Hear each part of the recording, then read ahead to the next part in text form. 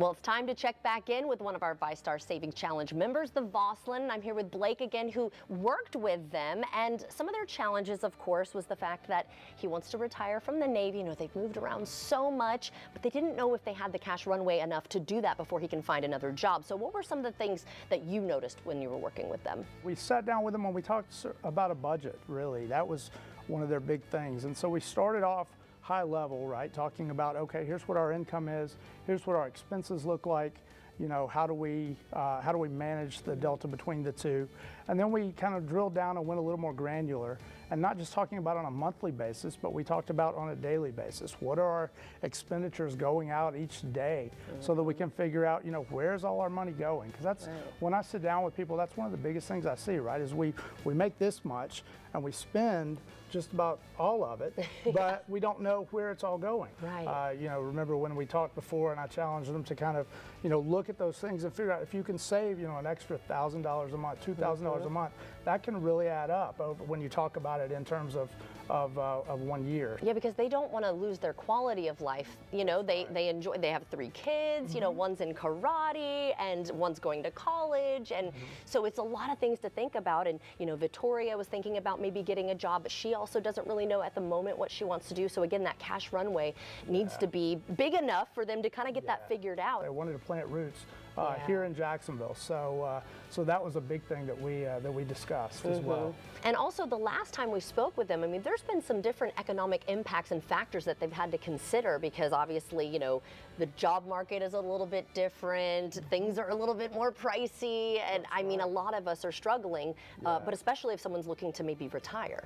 That's right, yeah, and those are certainly factors you have to look at, right? And with you know, the tariffs that have gone on here recently, wondering kind of what's going to happen with the price of things, like you alluded to. So economic conditions that are going on right now certainly are impacting this decision. Right, and maybe what we were trying to do at the beginning when we first met them might have to tweak what we're doing now because of those economic factors. That's right. Those are reasons why you want to sit down with somebody like myself. I think that's a great idea, and it looks like they're about to sit back down with us again. Hey guys, so good to see you again. Hey, good to see you guys. Yeah, join us. Have a seat. Can you believe it's been a month? Yeah, that went by quick. It's gone by so fast. Yeah. And I've been talking with Blake here, who has worked with you over this last month. So what are some of the things that you really took away from that? A lot. So before we had talked to him, we're heavy into the monthly planning, right? How much I got coming in, how much I got going out, bill-wise, structure-wise. What he was able to turn us on to is like, what are you guys spending on a daily basis?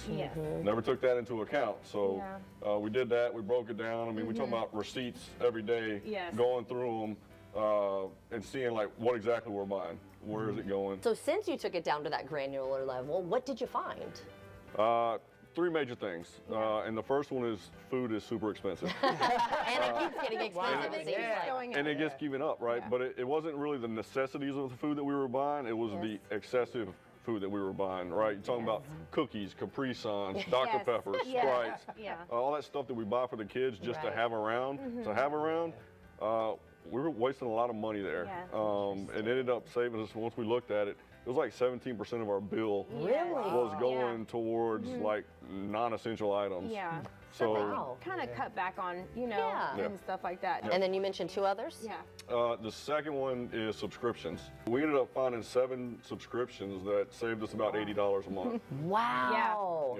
Stuff that you just don't need. You don't need, you don't use, and you didn't know that you were wasting the money either. Extracurricular activities for your kids too. That was something you noticed? Yeah, karate. The youngest one is, in karate's gotten a little bit more expensive than what we initially thought. The weapons, the sparring gear, and things like that. Need this belt for that. Wow. I mean, and that stuff that adds up. Adds up real quick. I bet. Yeah, and a way that we found to save is looking at secondhand used stuff for her, or gently used stuff that she can use that other kids have grown out of. That has helped us out a lot as far as her gear and stuff that Yeah. she needs to promote. So once we did the daily, Yeah. breaking it down completely day by day, that's whenever we caught a lot of little things that are adding up to big things. Yep. Right.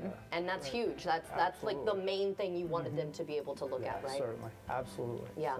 So another thing, we've talked about you wanting to be able to retire, but the job market's not looking that great, right? Tell us about your experience with trying to find what you might do after the military. No, absolutely.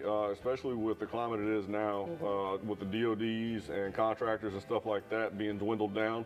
There's a lot of still unknowns, and you know, that's why we're happy we caught those day-to-day expenses. So haven't made a decision yet then what your plans will be. No, luckily time is in our favor, right? So Good. November 1st is when we got to make a decision by. But this helps, right? Like you guys talked about the runway to be able to retire and have savings to get us to the next job. That's important, whether it's this year we're retiring or 3 years from now if I retire then. But that's huge, right? So with everything that he helped us out with, I mean, we're putting away an extra close to $1,000 a month, Yeah. which kind of great. queued up to Yeah. the last time we spoke. You said around 2,000 is where we wanted to be at. So we're knocking on that door. Yeah. Great. What piece of advice, because it sounds like they're doing really well now. You're very proud of them, right? As a Absolutely, financial advisor, absolutely. you've really just seen them blossom over this last month, but what's maybe something they could work on now? Maybe we, take the next step and add something else that would help you get retirement income, when you need it. We might use an insurance product or something like that. We do offer those here as well. So would love to, maybe continue that conversation down the road as well as we get closer to retirement here. Sounds good. Very awesome. exciting stuff. But again, you guys are doing so well. We're both proud of you. Thank you so much for joining the Vystar Savings Challenge, and thank you for your service. Absolutely. Yeah, thank you for having us. Of course, and good luck with everything. Thank you. And if you would like to visit Vystar to see what their financial tips and resources are, because we want to make sure you know all that they offer, because again, I didn't even know about the insurance thing. They have so many cool things that can really help you. Just head to vystarcu.org.